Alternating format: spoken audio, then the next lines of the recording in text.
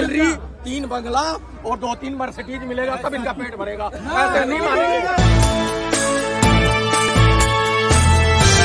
चुनाव का बिल्कुल बच चुका है, सारी पार्टियों ने अपनी तैयारियां तेज कर ली है। तो आइए जानते हैं जनता से उनके मूड का हाल। वो गलत थी। सिंपल सी सरकार को हम लोग पूर्ण बहुमत से, पूरा दिल से और पूरे प्रचंड बहुमत से जिताने वाले हैं। ठीक है, इसमें कोई दो राय नहीं है। आप लोगों को जो करना है वो करिए। इसमें से कितने वोट मिल जाएंगे? 400 पार होगा। 400 पार होगा। हाँ जी, 400 पार सीट होगा। आप 140 करोड़ जनता का मन जानते हैं। आपसे प्रश्न है, अगर 7 सीटों पे चुनाव होता है तो कहाँ जाएगी सरकार? किसके परिणाम भारी होते हैं? 7 सीटों तक चुनाव होगा तो अभी आने वाले हैं, तो कौन सी पार्टी मार जाएगी? 7 में 7 सीट बीजेपी की आएगी। 7 में से 7 सीट विधानसभा चुनावों अभी भी है। ये तो विधानसभा चुनावों में भी बीजेपी कह रही थी। वो आंकड़े अलग होते हैं, अभी विधानसभा आंकड़े अलग होते हैं, ऑन द ग्राउंड रिजल्ट अलग होता है। एजम्पशंस हम सब कर सकते हैं, एजम्पशंस हम सब कर सकते हैं। जो एग्जिट पोल आते हैं वो हम देखते हैं। एग्जिट पोल आते हैं तो हम इसे नीचे भी जाते हैं। किसी का एग्जिट पोल जरूरी नहीं है सही है। ये सर कह रहे हैं कि इतने आएंगे, वो मेरा परसेप्शन है, वो मेरा अकेले का परसेप्शन है। मैं ये डिसाइड नहीं कर सकता कि किसकी सीटें ज्यादा आएंगी। आपके हिसाब से कौन बाजी मार सकता है इसको? अब ये तो जनता डिसाइड करेगी, मैं ये नहीं कह सकता कि कौन बाजी मार सकता है। ठीक है, सिंपल सी बात। मैं क्या हूँ, हम काम के भरोसे पे कह रहे हैं कि बीजेपी बाजी मारेगी। ये आपका परसेप्शन है, मैं आपके परसेप्शन को गलत नहीं कह रहा हूँ। भाई साहब को वो किसको चाहते हैं, बस हो जाएगा। चाहना ना चाहना वो दूसरी बात है। ठीक है, इनको भी दूसरा ऑप्शन नहीं है, क्योंकि ये भी जानते हैं कि बीजेपी से अच्छा काम कोई कर नहीं पाएगा। तो दिल्ली में केजरीवाल सरकार ने कुछ नहीं किया? नहीं, आप इनसे पूछिए ना, जहाँ खड़े हैं वहाँ का हालात देखिए। यहाँ रिक्शा लेके निकल नहीं सकते थे, आज देखिए क्या है, हालात क्या है।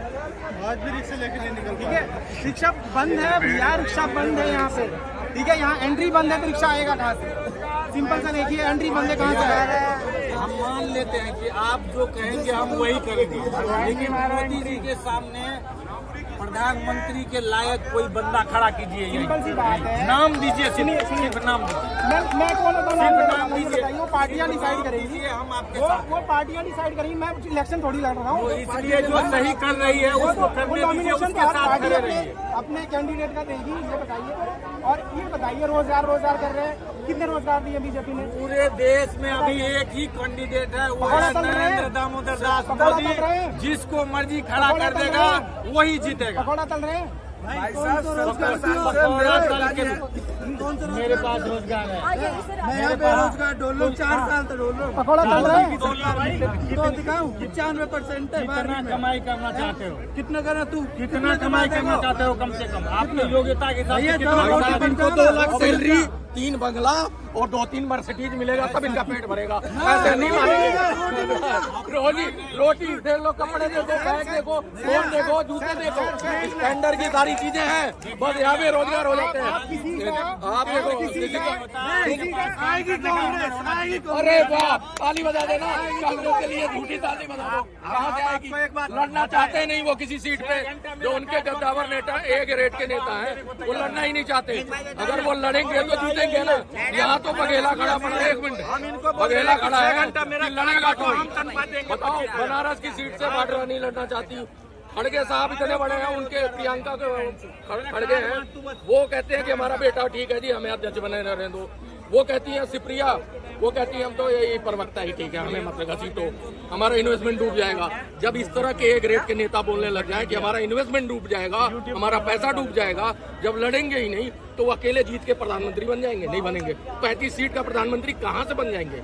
ये बता दे कोई, नहीं बताएगा। शोर मचाने थोड़ी ना हो जाएगा। सीट अगर हरियाणा की पता है आपको? हरियाणा की क्या तुम कहीं की पूछ लो। हरियाणा में 10 सीट के ऊपर है ना, 3 सीट गुड़गांव, सोना और फरीदाबाद इन सीटों के अलावा कोई सीट नहीं है। फिर वही ना, हाँ, फिर वही तो अरे 7 सीटों पे सुनो मेरी बात, आपको बताओ 7 सीटों पे आ रही है ना, आपके मुंह में नहीं सकता। हम चाहते हैं, देखो डेमोक्रेसी का दोनों ही चाहिए, डेमोक्रेसी के लिए दोनों जरूरी है, लेकिन एक नहीं है सामने वाला। 4 सीटों पे ना टिकट अनाउंस नहीं कर पा रही बीजेपी। हेलो दीपेंद्र के सामने अरे भाई साहब सुनो, एक सेकंड, हरियाणा की बात कर रहे हैं। हरियाणा के मुख्यमंत्री कौन था? भूपेंद्र हुड्डा। मना कर रहे हैं, मेरा बेटा ही ठीक है भैया, बेटा तो लड़ेगा। हेलो आप क्यों नहीं लड़ रहे भाई? मुख्यमंत्री है, मोदी का बेटा कौन है? मोदी का कोई बेटा लड़ेगा, बढ़ाएगा सही ना। अपने बेटे आपका बिजनेस है तो किसको दोगे आप?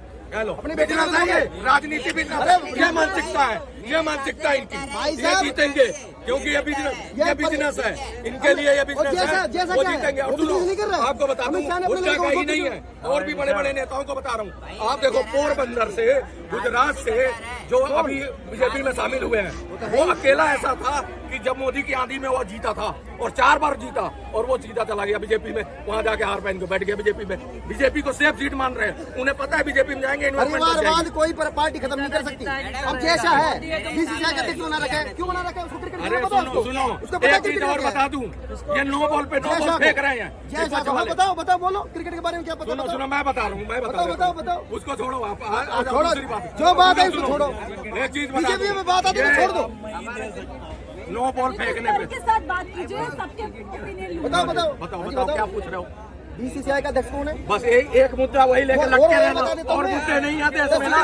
एक बात बताओ, नो बॉल पे नो बॉल फेंक रहे हैं, वो एक गुगली फेंक देता है, उसी में खेलते रहते हैं। गुगली क्या है? गुगली क्या है? और क्या, उसी के पिच पे खेल रहे हैं, अपनी कोई पिच नहीं है। एक बात बताओ, अपना वजूद नहीं है। नया यात्रा जहाँ जा रही है वहीं से 25, 50, 60, 70 सारे भागे जा रहे हैं बीजेपी में, लाइन लगी हुई, कौन पहले जाएगा? से सोना बन सकता है तो बीसीसीआई कैसे? अरे वो किसने बोली? मोदी जी ने बोली थी बात। पहले आपको यही नहीं पता क्या किसने बोली? लेकिन अभी चिप्स वाली बात तो वही बोल रहे हैं। जो आईटी साल है ना मोदी का, वो मजबूत था, अब कांग्रेस का मजबूत हो रहा है। देखो राष्ट्रीय स्तर के नेता हैं, कहते हैं कि लड़के मोबाइल देखते हैं, जय श्री राम बोलते भूखे मर जाएंगे। ये बयान है। इस बयान पे जो हम जय श्री राम बोलते हैं, हम जो काम मोदी जी ने अच्छे किए, हम सीए लागू किया, बिल्कुल राइट किया, राम मंदिर। अरे वो तो वो भी नहीं मानते हैं। अग्निवीर अच्छी थी, मैं घोर विरोध करता हूँ अग्निवीर की। और तो बस ऐसे हमने बातें बीजेपी आनी चाहिए सेंटर में, लेकिन एक तरफा नहीं आनी चाहिए। क्या डिबेट करूँ? मेरी बात तो सुनो पूरी, फिर क्यों लड़ूं? वो ये बोल रहे हैं 1 नेशन 1 पार्टी, ऐसा नहीं होता डेमोक्रेसी। अरे भाई हम चाहते हैं, ऐसा नहीं होना चाहिए, चाहते हैं विपक्ष जरूरी है, दोनों बच और विपक्ष दोनों चाहिए, लेकिन नहीं होगा नहीं ना। सामने वाला खड़ा नहीं होगा, सामने वाले खड़े नहीं हो रहे हैं। हमें दुख इस बात है। लोगों में बहुत सारी चीजें हैं कहने के लिए, लेकिन अब ये देखना बहुत रोमांचक हो सकता है कि इस बार 2024 में बीजेपी के लाए गए मुद्दे जीतते हैं या विपक्ष का सारा सामान। ऐसी खबरों के लिए हमारे साथ बने रहिए और देखते रहिए मुस्लिम मीडिया। नमस्कार।